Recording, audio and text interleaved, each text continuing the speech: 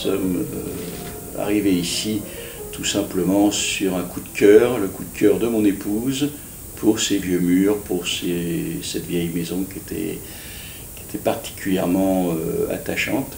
On ne devient pas meunier ou propriétaire de moulin, on l'est forcément quelque part en soi.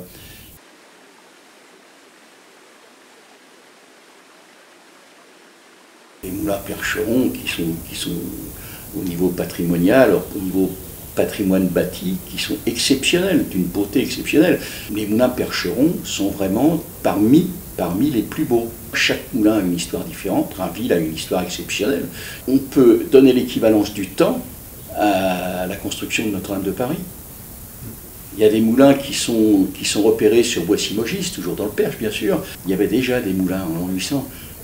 C'est un patrimoine phénoménal, quoi. Je veux dire, il faut vraiment tenir compte de tout ça et regarder tout ça. Donc, une fois que vous avez mis le doigt dans l'engrenage, l'histoire vous emmène toute seule, vous n'avez même pas besoin de vous forcer. Ici, c'était un fourneau, donc on fondait le minerai pour le transformer en fonte, mais on aurait pu très bien faire de la farine ou faire tanner des pots, faire du papier. Nous pourrions mettre une turbine pour produire l'électricité. Ouais. C'est de l'énergie propre, ça ne coûte rien, il n'y a pas de pollution et on pourrait produire de l'électricité sans aucun problème, comme pratiquement tous les moulins en France. La moindre rivière peut supporter un moulin, une roue de moulin. Il n'y a pas besoin d'avoir des grosses rivières, un cours d'eau comme la Jambée ici suffit, mais bon, d'autres, la Comoche, la Robioche aussi, qui est une toute petite rivière, pourrait aussi avoir une production électrique. Toute l'industrie française s'est développée autour des rivières. Toute l'industrie française, regardez bien, toute l'industrie, ce sont les cathédrales de la République. Les rivières Percheron ont été vraiment extraordinaires, ont produit. Pourquoi toute cette industrie? L'industrie du fer ici à Longny, il y avait autant de feux, puisqu'on comptait soit en communiant à l'époque au XVe siècle, soit en feu. Au XVe siècle, il y avait autant de feux à Longny que Bellem ou Nogent-Rotrou.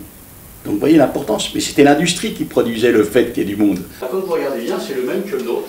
Vous voyez, ici, vous avez plusieurs couches, des couches de briques, nous c'est de la tuile, de la vitre sanitaire, de la terre, etc. Et là, ça va vous faire, alors après, vous voyez le chargement du four, et qui travaillait dur, croyez-moi. Et encore une fois, ce que je voudrais, parce que c'est un petit peu le but de l'opération, moi, c'est rendre hommage à tous ces gens-là, parce qu'ils ont été les précurseurs de l'industrie. Ils ont tout inventé pratiquement, parce que quand vous regardez ici, tout ça c'est les ancêtres de nos appareils d'aujourd'hui. Quand on parle des clous, c'est des clous faits à la main, les fers à repasser, etc. Là-bas vous avez une lanterne, c'est l'ancêtre de la lampe de poche. Mais tous ces gens-là, que ce soit les hommes, les femmes et les enfants, parce que les enfants travaillaient aussi très tôt, on les mettait très tôt à la forge, et je pense qu'il faut de temps en temps y penser un peu. Dans toutes nos périclités aujourd'hui, il faut penser que tous ces gens-là nous ont donné un certain confort et une certaine richesse. J'aime à dire que je suis un naturaliste, parce que j'étudie la nature, j'étudie les oiseaux. Vous avez vu, nous avons beaucoup d'oiseaux, nous protégeons les oiseaux. Vous savez, ici, dans ce secteur, il y a jamais, on ne voit pas de moustiques. Quand il y en a un, c'est un kamikaze. Hein. Parce qu'entre les petits canards qui mangent les larves de moustiques au printemps, dès que le printemps arrive, les chauves-souris la nuit et les hirondelles, il faut dire qu'on n'a pas de souci de moustiques. Vous savez, quand j'explique qu'on va passer d'un morceau de caillou à une barre de fonte, quand vous expliquez le cheminement, il y a des gens qui vous regardent, qui ne savent même pas du tout, qui avant de venir ici ne savaient pas comment ça se passait. Alors ça, c'est pas de la science, c'est simplement ce que j'ai appris par passion. Quand je raconte l'histoire du lieu, je la partage avec les autres, parce que je suis propriétaire du moulin, nous sommes avec mon épouse des propriétaires fonciers du moulin, mais nous ne sommes pas propriétaires du patrimoine. Le patrimoine ne nous appartient pas, le patrimoine appartient à tout le monde.